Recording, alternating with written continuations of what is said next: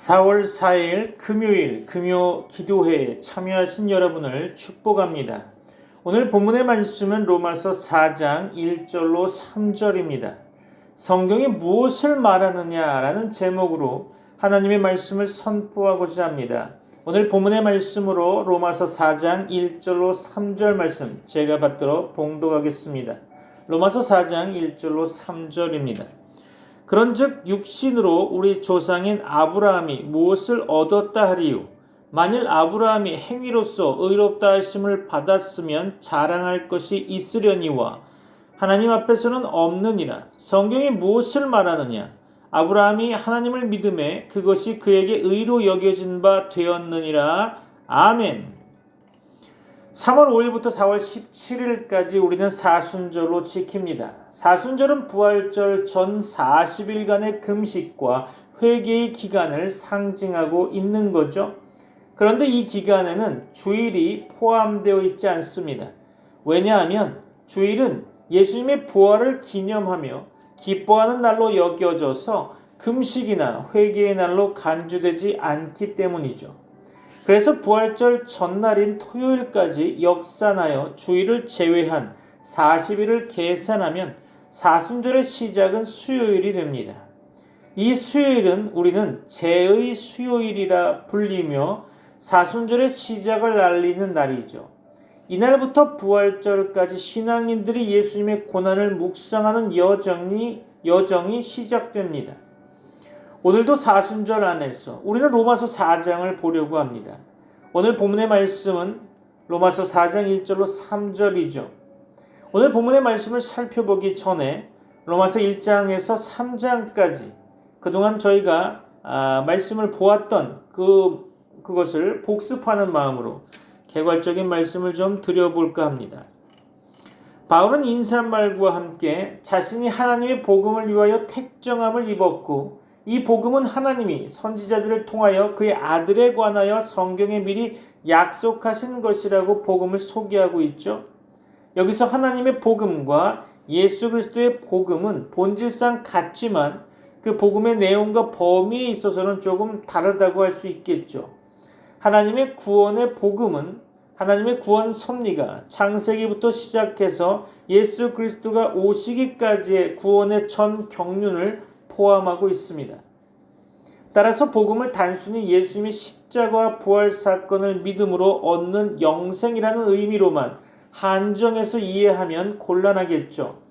이러한 이해의 가르침은 이 세상에서 하나님의 자녀로서 적극적인 믿음의 삶과 긍정적인 사고로 살아가게 하기보다는 천국 가는 것을 유일한 목적으로 살아가려는 소극적이고 건전하지 못한 신앙관을 형성하기가 쉽습니다. 이것이 십자가 복음주의의 치명적인 약점이라 할 수 있겠죠. 또 복음의 내용을 예수님의 십자가와 구원이라는 좁은 의미로만 한정해서 이해할 경우 성경의 다양한 진리들을 쉽게 무시해버리게 되고요. 죄와 십자가, 구원과 영생이라는 주제로 억지 해석하는 경향으로 나타나기가 쉽습니다. 그래서 잘못된 영적 해석이나 알레고리적 해석은 금물이죠. 이 점에 있어서 십자가 복음주의는 율법의 성화적 기능을 철저히 배제하고 율법과 복음의 반대적인 의미를 강조해서 가르치는 잘못된 모습으로 나타나기도 합니다. 사도 바울은 1장에서 원대한 하나님의 복음에 대해서 말씀하면서 로마서 전체의 내용을 통하여 하나님의 복음으로 가르치고 있습니다. 바울은 이 복음을 받아들인 이방인들이 하나님을 믿어 순종하게 되었다고 1장 5절에서 말씀하고 있는데요. 이 말의 의미는 진정한 믿음은 순종을 동반한다는 거죠. 바울은 로마서의 마지막 장에 가서 모든 민족이 믿어 순종하게 하시려고 라는 같은 표현을 반복하고 있는데요. 한마디로 말씀드린다면 바울은 믿음을 강조하지만 그 믿음은 순종의 행위를 동반하는 믿음을 의미하고 이것이 신자가 성령의 인도하심을 따르는 참된 신자의 삶을 살아가야 함을 의미하는 거겠죠.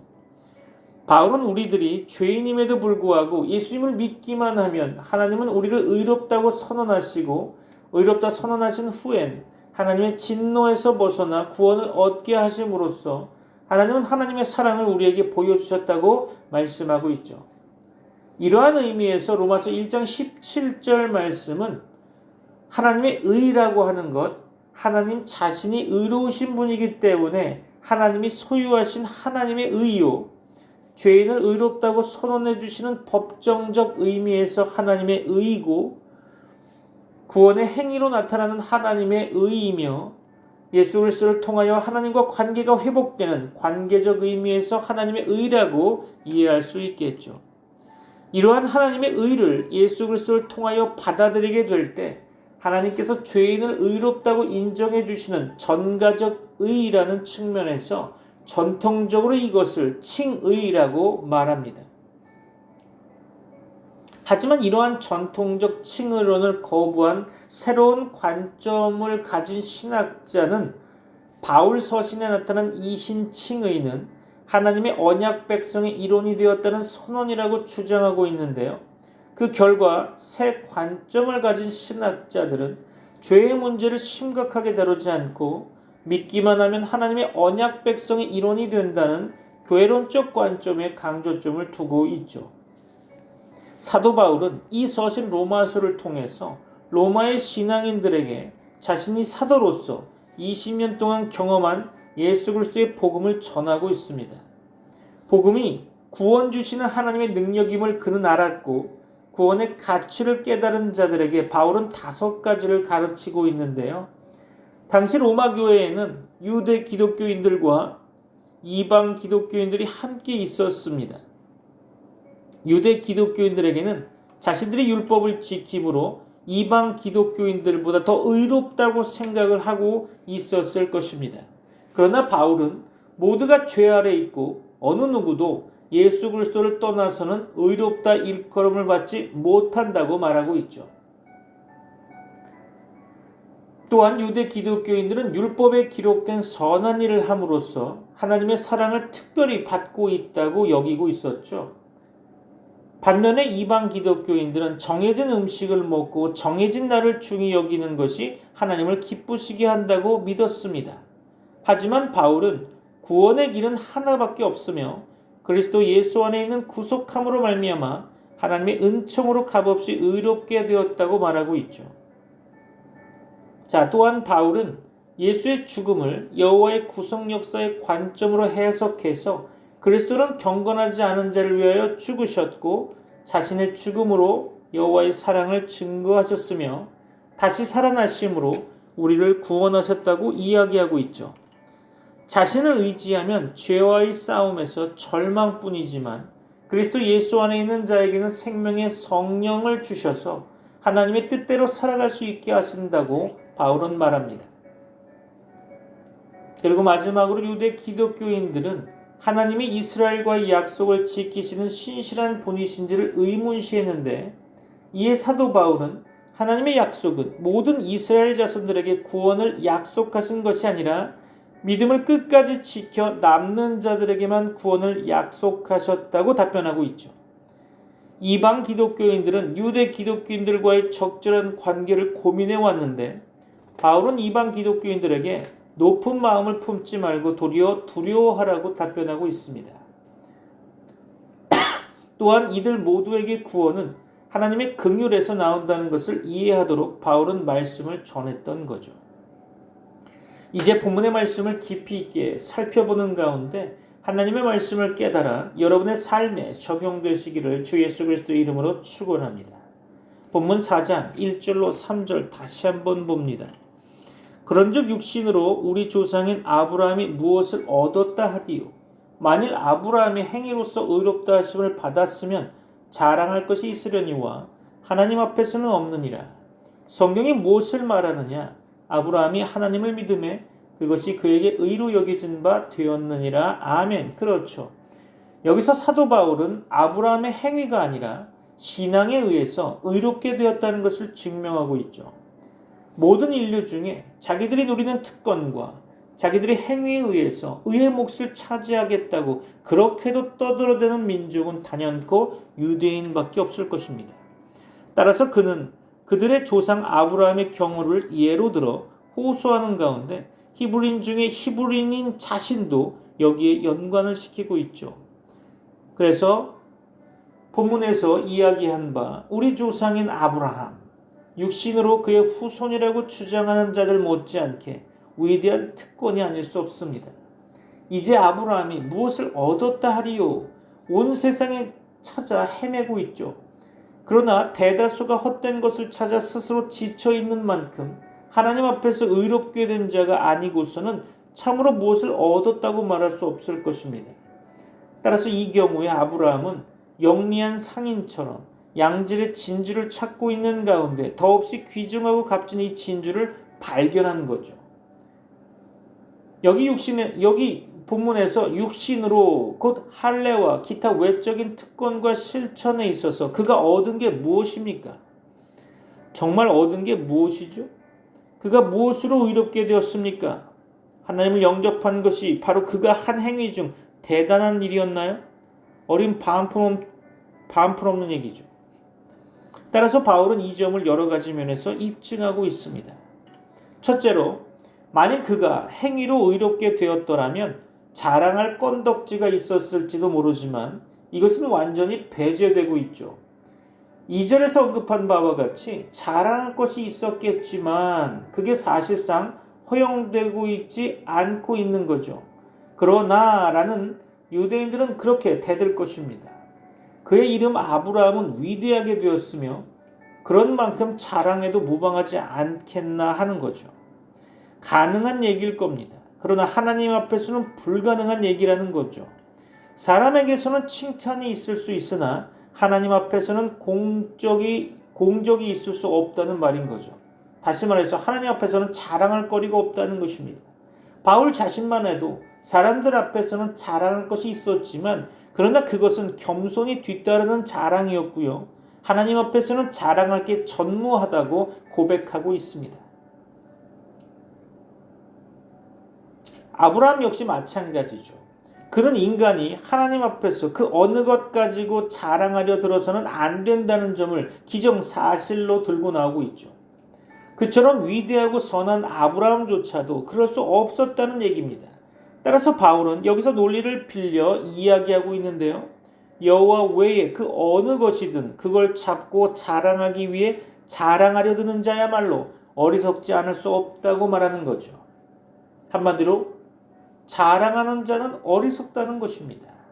두 번째로 아브라함의 신앙을 의로 여기셨다는 말씀이 있는데요. 3절에서 성경이 무엇을 말하느냐? 자, 우리 종교의 모든 문제 해결은 바로 이 질문에 들어있다고 생각됩니다. 성경은 뭐라고 말합니까? 이 사람 저 사람 위대하고 선하다는 사람의 말이 문제가 아니라 성경이 뭐라고 말하는가 하는 것이 문제인 거죠. 아벨에 가서 문제의 핵심을 얘기하고 문제를 끝내도록 하시라고 사무엘하 20장 18절은 말씀하고 있죠. 한번 본문을 볼까요? 사무엘하 20장 18절입니다. 여인이 말하여 이르되 옛사람들이 흔히 말하기를 아벨에게 가서 물을 것이라 하고 그 일을 끝내었나이다. 그렇죠. 자, 참고로 하나 더 봅니다. 이사야 8장 20절이죠. 마땅히 율법과 증거의 말씀을 따를지니 그들이 말하는 바가 이 말씀에 맞지 아니하면 그들이 정녕 아침빛을 보지 못하고. 그렇죠. 율법과 증거의 말씀, 거기에만 최종적인 탄원이 있을 뿐입니다. 이제 성경은 아브라함이 하나님을 믿음에 이것이 저에게 의로 여기신 바 되었다라고 창세기 15장 6절은 고백하고 있죠. 그러므로 그는 하나님 앞에서 자랑할 거리가 없는 것입니다.